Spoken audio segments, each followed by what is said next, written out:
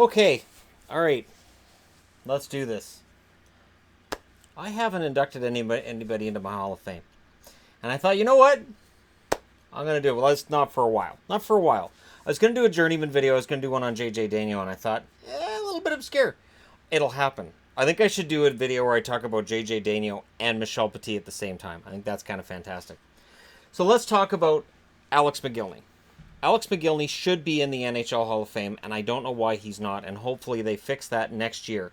Next year, the biggest name that's going to be eligible for the Hall of Fame is Vinny Lecavalier. Now, I love Lecavalier's work, but I would not put him in the Hall of Fame ahead of Alex Mogilny. And it's not just totals, but let's get to that. So he's drafted in 1988, 89th overall by the Buffalo Sabres, and 89, important number for him. He defected with the help of the Sabres. This is during the time of the Soviet Union. So right now, you've got Russia. Russian players want to come over. They're allowed. It's fine. It's no big deal. Whatever. You don't hear of any flack of Russian players coming over. But back during the time of the Iron Curtain, that was dangerous.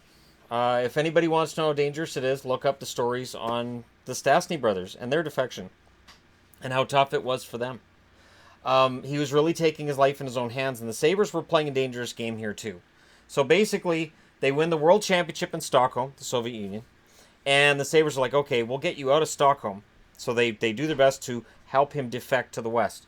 His defection, I believe still to this day, helped open the door for other young Russian players to come over, because at the time, the Russians were like, well, Soviets, were like, okay, we'll send guys over, but they're going to be older. So they sent over Larionov, Krutov, and Makarov when they were all past their primes, and there were other young guys, like Bure, like Mogilny, who were ready to take that spot from them.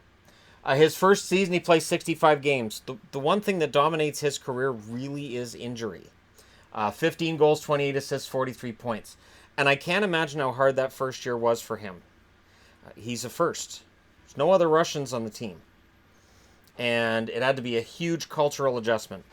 90-91, he played 62 games, 30 goals, 34 assists, 64 points. So much stronger second season, 30 goals, and we still weren't seeing from him what he was purported to be. Basically, if in his draft year people had understood how much he wanted to get out of the Soviet Union, he could have gone first. He could have. The hype would have been that big for him, and for good reason. 91-92, that hype starts to show up on the score sheet. 67 games played, 39 goals, 45 assists, 84 points. He misses a bunch of games with injury. Could he have hit 50 if not? Maybe. And 50 would be a number he would hit twice in his career. And that would start with 92-93. So Teemu Selanne comes onto the scene. And what does Mogilny do? He matches Selanne. 77 games played, 76 goals, 51 assists, 127 points. Selanne and Mogilny tie for the league lead with 76 goals. It is an amazing season, because this is not the freewheeling 80s, but it's still pretty high-scoring hockey. 93-94, 66 games played, 32 goals, 47 assists, 79 points. Again, he plays less than 70 games due to injury. 94-95, this is a lockout-shortened season of 48 games, so he only misses 4 that year. 44 games, 19 goals, 28 assists, 47 points. Buffalo has financial problems. This happens with Buffalo. Now that we have a cap, it shouldn't happen with Buffalo, but I don't know that they'll ever be a true cap team, but we'll see. I know they tried it some years back, and most of their free agent signings blew up on them, and not in the good way. So they're forced to make a trade. They're forced to move him to Vancouver. They get back Mike Pekka in that deal. And I remember when Vancouver made that deal, I was like, oh man, we got Mogilny and Bure on the same team. But, and there's a but in there, we lose Mike Pekka. And I was upset at the time, because Pekka was known already in Vancouver for his hits and his talent, and we could tell he had that upside, but you got to give up something to get something, right? So Mogilny's first year is 95-96. Now this is when the Canucks are on their way down. He could not have joined the team at a worse time. Bure's already miserable. There's rumors he wants out, and when he does play, he seems disinterested a lot of the time. He was the only guy I knew, Pavel Bure, who could be disinterested and score 50 goals. It is so weird, but it's true. And we found out after he retired that he had damn good reason to want out of Vancouver. He did. 79 games played that first season by Mogilny, 55 goals, 52 assists, 107 points.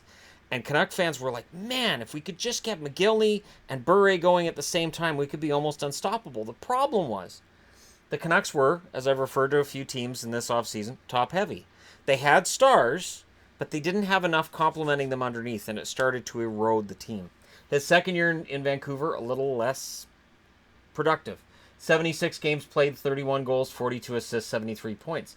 And after you score 55 goals, scoring 31 is seen as a disappointment, especially when you're one of the top-paid guys on the team. And the Vancouver media, I've talked about Toronto, Vancouver, and Montreal, so I'm going to talk about Vancouver. Vancouver media can be brutal. And then injuries start to become a major part, too. So he plays 51 games in 97-98, 18 goals, 27 assists, 45 points.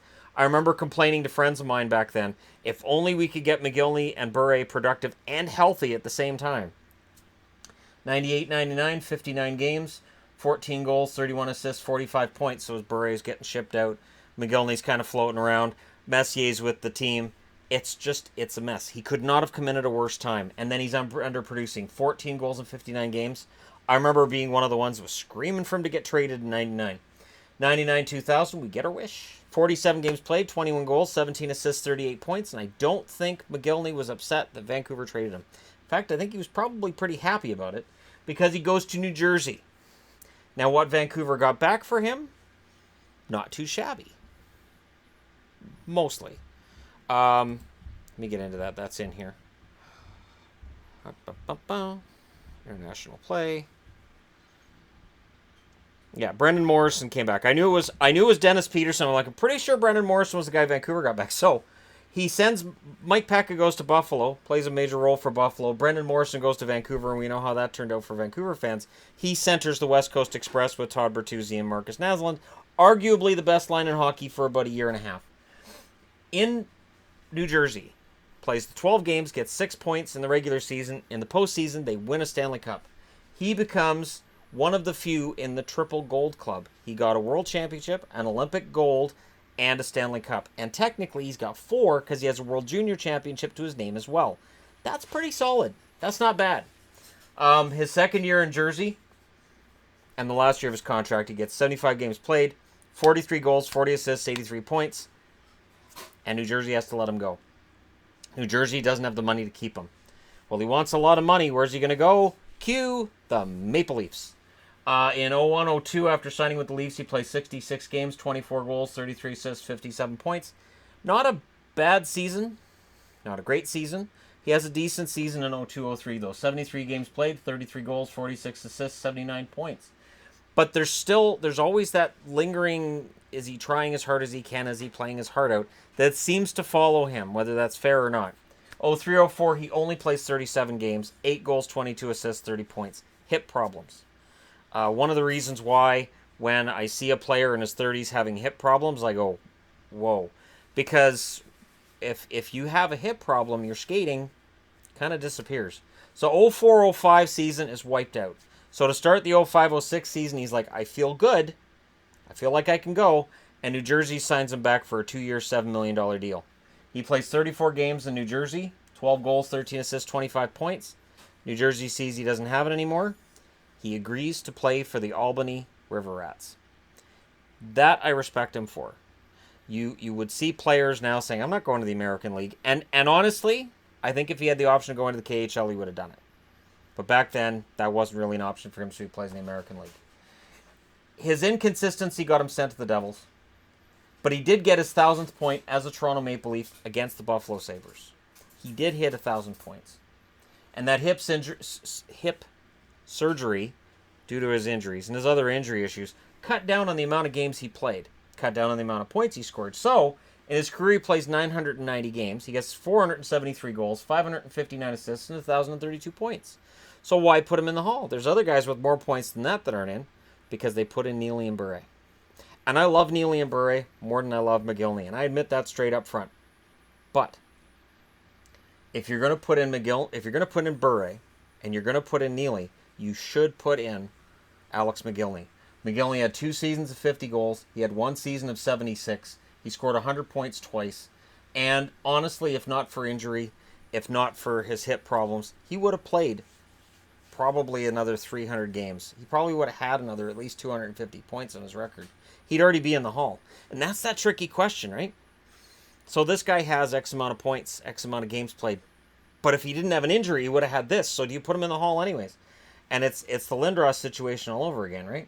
But for me, for my money, for the fact that he did win World Junior Championship gold, he won gold at the Olympics, that big thing with the rings, and Stanley Cup, and then he gets the World Junior Championship as well.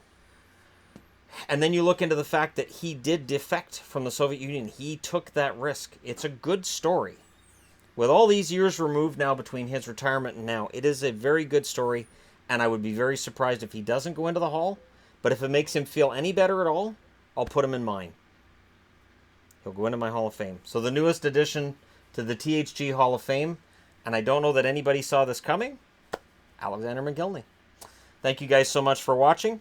Hit like and subscribe if you're browsing your way through. You just happened upon this video. And take care of yourselves. I will talk to you again in the morning. Remember, we're going to be on the road a lot tomorrow, so look for videos early, and then not much during the rest of the day until we get to our destination. It's going to be fun. Another trip. Not sexy like Vegas, but fun. I will talk to you guys again, though, very soon.